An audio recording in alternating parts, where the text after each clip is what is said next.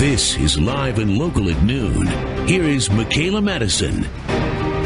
And we are still talking with Rob Foster, a friend of Zelka Sekulik and a Diane triplet whose brother was actually married to Zelka's sister. And during our first segment this afternoon, I asked both of you to tell me about Z and share with us who she was as a person. Now, before we wrapped up the first segment, I also asked you if, when I hear that you are calling for justice, what exactly does that mean? Does that mean you want a conviction of Dragan Sekulik, her ex-husband? Do you want to see him be convicted of her murder? Would that constitute your call for justice or satisfy your call for justice?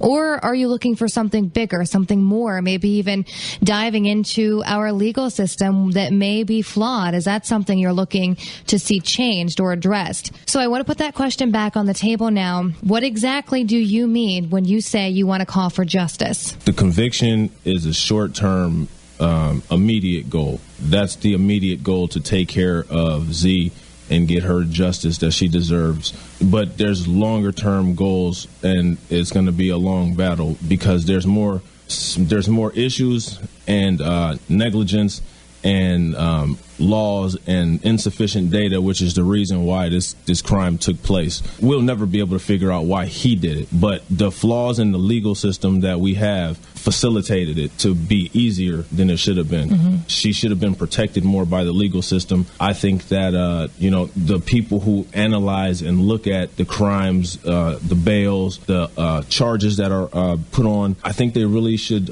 take a closer look and pay attention. And just like how we in healthcare are supposed to take care of the patients like their own family, I think that the legal people, law enforcement, should have that same responsibility, that they should treat victims like how they would treat a victim in their family. I just can't see how someone who was violently ran off of the road just 2 weeks before can even legally be within, the same parking lot as the person who did that to them. I mean, it absolutely makes no sense. In my opinion, the ball was completely dropped, and the person who is on trial right now is only one of the people to blame for this debacle. Specifically looking at a Stark County judge, we've had him here in studio. We've talked to him, asked him, why did you set a bond? Why was it not made to where this guy could not get out of jail?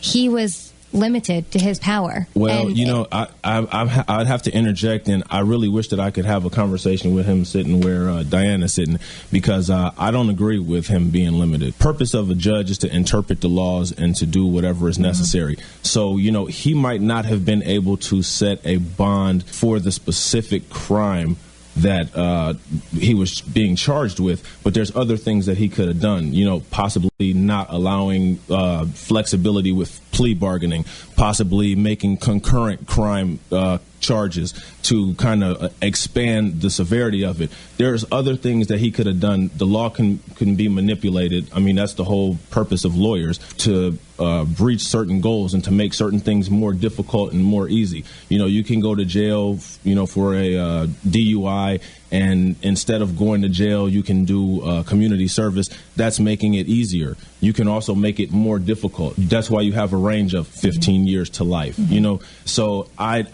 don't agree. We don't have legal training, so we don't know the entire ins and outs of the whole system. So for someone who is an expert at that system to tell me that he did what he could, I don't know. And I guess the reason that I brought that up is not to debate it or argue, because, in this scenario, we have to stay objective until there is a conviction. The reason I brought it up is to, I guess, put in perspective how big the issue is that you're really trying to accomplish here. Because we know Judge Polis, from what he told us, based on the charges that were filed, based on everything that was on paper, for every charge, there is only so high of a sentence, or a maximum sentence that can be made. You hear that all the time. Right. He says to us that he increased that bond from $50,000 to $100,000, and he says, unfortunately, that's all he could do at that moment. So without arguing that, because I'm, not taking sides on that matter at all. Understandable. But the reason I say it is to put it in perspective that if that is the case, this issue, this focus goes much deeper than any one person's decision. Because if that is the case, then obviously right now we do trial and error. It failed. And so now I want to ask you, before we wrap up, with that said, what is your plan? What is your plan to get attention to domestic violence, to get harsher penalties, to keep people facing charges behind bars longer, and try to get more protection for those victims? I think people aren't aware that there's a whole segment of crime that's not really been explored, and it's not necessarily domestic violence. It's a pattern of domestic violence leading to murder.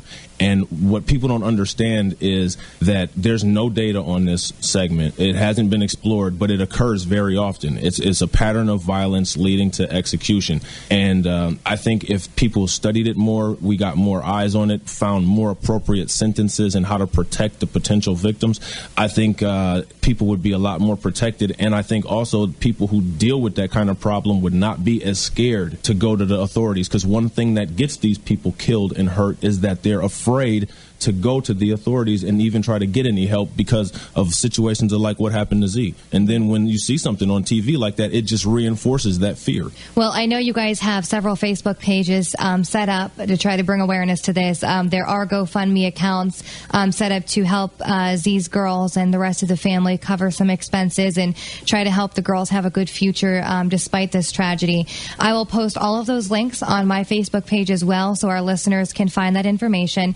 And I just ask that you guys stay in contact. I know this isn't an easy time. I just ask that, you reach out to me anytime. If you decide to reach out to state lawmakers, if you decide to hold a rally, if you decide to have a meeting about what you can do, let me know. We will be there. We definitely will. Definitely.